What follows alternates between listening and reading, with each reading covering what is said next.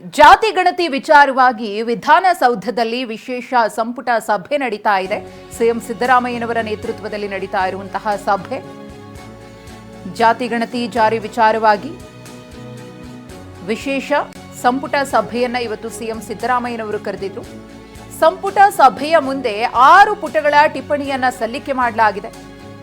ಆಯೋಗದ ಶಿಫಾರಸುಗಳನ್ನು ಒಳಗೊಂಡಂತಹ ಟಿಪ್ಪಣಿ ಇದು. ಹಿಂದುಳಿದ ವರ್ಗಗಳ ಕಲ್ಯಾಣ ಇಲಾಖೆಯಿಂದ ಈ ಟಿಪ್ಪಣಿ ಸಲ್ಲಿಕೆಯಾಗಿದೆ. ಇನ್ನು ಜಾತಿ ಗಣತಿ ವರದಿಯಲ್ಲಿ ಇರುವ ಶಿಫಾರಸುಗಳ ಪ್ರಸ್ತಾವನೆಯನ್ನ ಮಾಡಲಾಗಿದೆ. ಸಭೆಯಲ್ಲಿ ಈಗಿರುವ ಒಬಿಸಿ ಮೀಸಲಾತಿ ವಿಚಾರಕ್ಕೆ ಸಂಬಂಧಪಟ್ಟಂತೆ ಕೂಡ ಸಭೆಯಲ್ಲಿ ಚರ್ಚೆಯನ್ನು ಮಾಡಲಾಗಿರುವಂತದ್ದು. ಈ ಮೀಸಲಾತಿಯನ್ನ ಹೆಚ್ಚಳ ಮಾಡಬೇಕು, ಒಬಿಸಿ ಮೀಸಲಾತಿ ಪ್ರಮಾಣ 32% 51% ಹೆಚ್ಚಿಸಬೇಕು ಅನ್ನೋ ಒಂದು ಪ್ರಸ್ತಾವನೆಯನ್ನ ಕೂಡ ಸಲ್ಲಿಸಲಾಗಿದೆ. ಹಿಂದುಳಿದ ವರ್ಗಗಳ ಕಲ್ಯಾಣ ಇಲಾಖೆ ಪ್ರಸ್ತಾವನೆಯನ್ನ ಮಂಡಿಸಿದೆ. ಹಾಗೆ ತಮಿಳುನಾಡಿನಲ್ಲಿ ಒಬಿಸಿ ಮೀಸಲಾತಿ 69%ರಷ್ಟಿದೆ. ಒಬಿಸಿಯ ಮೀಸಲಾತಿ 69%ರಷ್ಟಿದೆ. ಜಾರ್ಖಂಡ್ನಲ್ಲಿ ಹಿಂದುಳಿದ ವರ್ಗಕ್ಕೆ 77% ಮೀಸಲಾತಿ ಇದೆ. ಆ ರಾಜ್ಯಗಳಂತೆ ನಮ್ಮ ರಾಜ್ಯದಲ್ಲೂ ಒಬಿಸಿ ವರ್ಗಕ್ಕೆ ಮೀಸಲಾತಿಯನ್ನ ಹೆಚ್ಚಿಸಬೇಕು ಅಂತ ಶಿಫಾರಸನ್ನು ಮಾಡಲಾಗಿದೆ. ಹಿಂದುಳಿದ ವರ್ಗಗಳ ಕಲ್ಯಾಣ ಇಲಾಖೆಯಿಂದ ಸಂಪುಟಕ್ಕೆ ಪ್ರಸ್ತಾಪವನ್ನ ಸಲ್ಲಿಸಲಾಗಿರುವಂಥದ್ದು. ಈ ವಿಚಾರಕ್ಕೆ ಸಂಬಂಧಪಟ್ಟಂತೆ ಇವತ್ತಿನ ಸಚಿವ ಸಂಪುಟ ಸಭೆಯಲ್ಲಿ ಚರ್ಚೆಯನ್ನು ನಡೆಸಲಾಗ್ತಾ ಇದೆ. ಇನ್ನು ಆಯೋಗ ಕೊಟ್ಟಿರುವಂತಹ ವರದಿ ಏನು, ಅವ್ರು ಕೊಟ್ಟಿರುವಂತಹ ಶಿಫಾರಸು ಏನು, ಕೊಟ್ಟಿರುವಂತಹ ಟಿಪ್ಪಣಿ ಯಾವೆಲ್ಲ ಅಂಶಗಳು ಅದರಲ್ಲಿದೆ, ಅದನ್ನ ಜಾರಿ ಮಾಡಬಹುದಾ ಅನ್ನೋ ವಿಚಾರಕ್ಕೆ ಸಂಬಂಧಪಟ್ಟಂತೆ ಚರ್ಚೆ ನಡೆಸಲಾಗ್ತಾ ಇದೆ.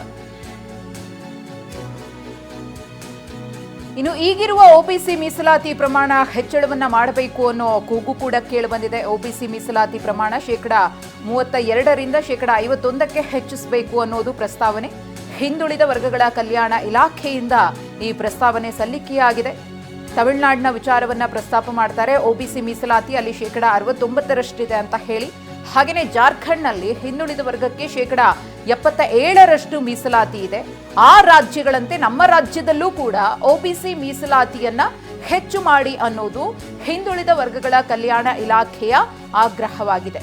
ಜಾತಿ ಗಣತಿ ವರದಿ ವಿಚಾರಕ್ಕೆ ಸಂಬಂಧಪಟ್ಟಂತೆ ಪರ ವಿರೋಧದ ಚರ್ಚೆಯ ನಡುವೆ ಸ್ವಪಕ್ಷದಲ್ಲೇ ಒಂದಷ್ಟು ಆಕ್ಷೇಪಗಳು ವ್ಯಕ್ತವಾದ ಬೆನ್ನಲ್ಲೇ ಅದರ ಸಾಧಕ ಬಾಧಕಗಳು ಏನು, ಇರುವಂತಹ ಪ್ರಮುಖ ಅಂಶಗಳ ಬಗ್ಗೆ ಚರ್ಚೆಯನ್ನ ಮಾಡೋದಕ್ಕೋಸ್ಕರನೇ ಇವತ್ತು ಸಿಎಂ ಸಿದ್ದರಾಮಯ್ಯನವರು ವಿಶೇಷ ಸಚಿವ ಸಂಪುಟ ಸಭೆಯನ್ನ ಕರೆದಿದ್ರು.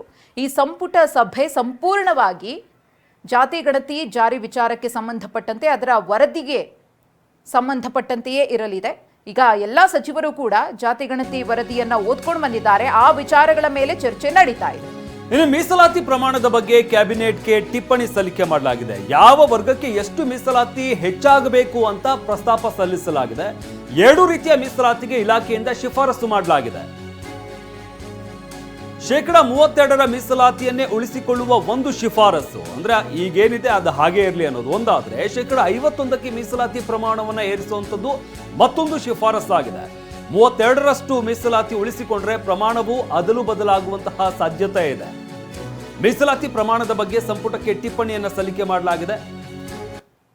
51% ಮೀಸಲಾತಿ ಪ್ರಮಾಣ ಏರಿಸುವಂತಹದ್ದು ಮತ್ತೊಂದು ಶಿಫಾರಸು. ಅಂದ್ರೆ ಒಂದ್ ಕಡೆ ಈಗಿರುವಂತದ್ದೇನಿದೆ 32% ಮೀಸಲಾತಿ ಏನಿದೆ ಒಬಿಸಿ ವರ್ಗಕ್ಕೆ, ಅದನ್ನ ಹಾಗೆ ಉಳಿಸ್ಕೊಳ್ಳಿ ಅಂತ ಕೂಡ ಇದರಲ್ಲಿ ಹೇಳಲಾಗ್ತಾ ಇರುವಂತದ್ದು. ಈ ಜೊತೆಗೆ ಪ್ರವರ್ಗ ಎ ಇರ್ಬೋದು, ಇದಕ್ಕೆ ಹೆಚ್ಚಿಗೆ ಮಾಡಬೇಕು ಅನ್ನೋ ಒಂದು ಶಿಫಾರಸನ್ನು ಕೂಡ ಮಾಡಲಾಗಿದೆ. 32% ಮೀಸಲಾತಿಯನ್ನ ಉಳಿಸ್ಕೊಂಡ್ರೆ ಎಷ್ಟೆಷ್ಟು ಹಾಕಿದ್ರೆ ಪ್ರವರ್ಗ 1ಎಗೆ 4%, ಪ್ರವರ್ಗ 1ಬಿಗೆ 7% ಮೀಸಲಾತಿ, ಪ್ರವರ್ಗ 2ಎ ಮೀಸಲಾತಿಯನ್ನ ಕಡಿತಗೊಳಿಸಬೇಕು. 15% 7% ಕಡಿತ ಮಾಡಬೇಕು ಅನ್ನೋ ಪ್ರಸ್ತಾಪ ಕೂಡ ಇಲ್ಲಿ ಆಗಿದೆ ಅನ್ನೋ ಮಾಹಿತಿ ಸಿಗ್ತಾ ಇದೆ. 32% ಉಳಿಸ್ಕೊಂಡ್ರೆ ಎಷ್ಟೆಷ್ಟು ಮೀಸಲಾತಿ ಅನ್ನೋ ವಿಚಾರಕ್ಕೆ ಸಂಬಂಧಪಟ್ಟಂತಹ ಡೀಟೇಲ್ಸ್ ಇದು. ಪ್ರವರ್ಗ 1ಎಗೆ 4%, ಪ್ರವರ್ಗ 1ಬಿಗೆ 7% ಮೀಸಲಾತಿ, ಪ್ರವರ್ಗ 2ಎ ಮೀಸಲಾತಿಯನ್ನ ಕಡಿತಗೊಳಿಸಬೇಕು. ಅಂದ್ರೆ 15% 7% ಕಡಿತ ಮಾಡಬೇಕು ಅನ್ನೋ ಪ್ರಸ್ತಾಪ ಸಲ್ಲಿಕೆ ಆಗಿದೆ. ಪ್ರವರ್ಗ 3ಎ 4%, 3ಬಿ ವರ್ಗಕ್ಕೆ 5% ಮೀಸಲಾತಿ ಪ್ರಮಾಣ, 5% ಮೀಸಲಾತಿ ಪ್ರಮಾಣ ಹಂಚಿಕೆಯ ಪ್ರಸ್ತಾವನೆ. ಇನ್ನು 51% ಹೆಚ್ಚಿಗೆ ಮಾಡಿದ್ರೆ 2ಎಗೆ 6% ಮೀಸಲಾತಿ, ಪ್ರವರ್ಗ 1ಬಿಗೆ 12% ಮೀಸಲಾತಿ, ಪ್ರವರ್ಗ 2ಎಗೆ 10%, ಪ್ರವರ್ಗ 2ಬಿಗೆ 8%, ಪ್ರವರ್ಗ 3ಎಗೆ 7% ಮೀಸಲಾತಿಯನ್ನು ಕೊಡಬೇಕು. ಪ್ರವರ್ಗ 3ಬಿಗೆ ಎಷ್ಟು ಕೊಡಬೇಕು ಅನ್ನೋದ್ರ ಬಗ್ಗೆ ಕೂಡ ಚರ್ಚೆ ನಡೆಸಲಾಗ್ತಾ ಇದೆ. 51ರಷ್ಟು ಮೀಸಲಾತಿ ಜಾರಿ ಆದ್ರೆ ಯಾವ ವರ್ಗಕ್ಕೆ ಎಷ್ಟು ಸಿಗುತ್ತೆ ಹಾಗಾದ್ರೆ? ಅಂದ್ರೆ ಒಬಿಸಿಗೆನ 51ರಷ್ಟು ಮೀಸಲಾತಿ ಹೆಚ್ಚಿಗೆ ಮಾಡಿದ್ರು ಅಂತಂದ್ರೆ ಯಾವೆಲ್ಲ ವರ್ಗಕ್ಕೆ ಎಷ್ಟು ಮೀಸಲಾತಿ ಸಿಗುತ್ತೆ, ಯಾರಿಗೆ ಹೆಚ್ಚಿಗೆ ಆಗುತ್ತೆ ಅಥವಾ ಯಾರಿಗೆ ಕಡಿತಗೊಳಿಸಲಾಗುತ್ತೆ ಅನ್ನೋ ವರದಿಯನ್ನ ಕೂಡ ಈಗಾಗಲೇ ಸಲ್ಲಿಕೆ ಮಾಡಲಾಗಿರುವಂಥದ್ದು. ಈ ಶಿಫಾರಸನ್ನ ಸದ್ಯಕ್ಕೆ ಹಿಂದುಳಿದ ವರ್ಗಗಳ ಆಯೋಗ ಶಿಫಾರಸನ್ನ ಸರ್ಕಾರಕ್ಕೆ ಸಲ್ಲಿಕೆ ಮಾಡಲಾಗಿದೆ. ಟಿಪ್ಪಣಿಯನ್ನ ಕೂಡ ಕೊಟ್ಟಿರುವಂಥದ್ದು. ಇದನ್ನ ಸರ್ಕಾರ ಯಾವ ರೀತಿಯಾಗಿ ಸ್ವೀಕಾರ ಮಾಡುತ್ತೆ, ಎಲ್ಲ ವಿಚಾರಗಳಿಗೆ ಸಂಬಂಧಪಟ್ಟಂತೆ ಸಭೆಯಲ್ಲಿ ಚರ್ಚೆನ ನಡೆಸಲಾಗ್ತಾ ಇರುವಂಥದ್ದು. ಈ ಬಗ್ಗೆ ಮತ್ತಷ್ಟು ಮಾಹಿತಿಯನ್ನು ನೀಡ್ತಾರೆ ನಮ್ಮ ಪ್ರತಿನಿಧಿ ಪ್ರಸನ್ನ, ನಮ್ಮ ಜೊತೆ ನೇರ ಸಂಪರ್ಕದಲ್ಲಿ ಜಾಯ್ನ್ ಆಗ್ತಾರೆ. ಪ್ರಸನ್ನ, ಗಮನಿಸ್ತಾ ಇದ್ವಿ ಬಹಳ ಅತ್ಯಂತ ಪ್ರಮುಖವಾದಂತಹ ಸಭೆ ಸದ್ಯಕ್ಕೆ ನಡೀತಾ ಇರುವಂತದ್ದು. ಹಾಗಾದ್ರೆ ಇವತ್ತಿನ ಸಭೆಯಲ್ಲಿ ಹಿಂದುಳಿದ ಆಯೋಗ ಕೊಟ್ಟಿರುವಂತಹ ವರದಿಯಲ್ಲಿ ಏನೆಲ್ಲ ಇದೆ, ಈ ವಿಚಾರಕ್ಕೆ ಸಂಬಂಧಪಟ್ಟಂತೆ ಸಚಿವ ಸಂಪುಟ ಸಭೆಯಲ್ಲಿ ಯಾವ ರೀತಿಯಾಗೆಲ್ಲ ಚರ್ಚೆ ಆಗ್ತಾ ಇದೆ? ಶಮಂತ್, ಈಗ ತಾನೇ ಮುಖ್ಯಮಂತ್ರಿ ಸಿದ್ದರಾಮಯ್ಯನವರ ನೇತೃತ್ವದಲ್ಲಿ ಸಚಿವ ಸಂಪುಟ ಸಭೆ ಪ್ರಾರಂಭ ಆಗಿದೆ. ಒಂದು ಇಂಟ್ರೆಸ್ಟಿಂಗ್ ವಿಷಯ ಅಂತಂದ್ರೆ, ಸಚಿವ ಸಂಪುಟ ಸಭೆಗೂ ಮುನ್ನ ಮುಖ್ಯಮಂತ್ರಿ ಸಿದ್ದರಾಮಯ್ಯನವರು ತಮ್ಮ ಕೊಠಡಿಯಲ್ಲಿ ಕೂತಿದ್ರು. ಎರಡು ಪ್ರಬಲ ಸಮುದಾಯದ ಸಚಿವರ ಅಭಿಪ್ರಾಯಗಳನ್ನ ಆಲಿಸಿಕೊಂಡು ನಂತರ ಕ್ಯಾಬಿನೆಟ್ ಮೀಟಿಂಗ್ಗಳಿಗೆ ಸಿಎಂ ಸಿದ್ದರಾಮಯ್ಯನವರು ತೆರಳಿದ್ದಾರೆ.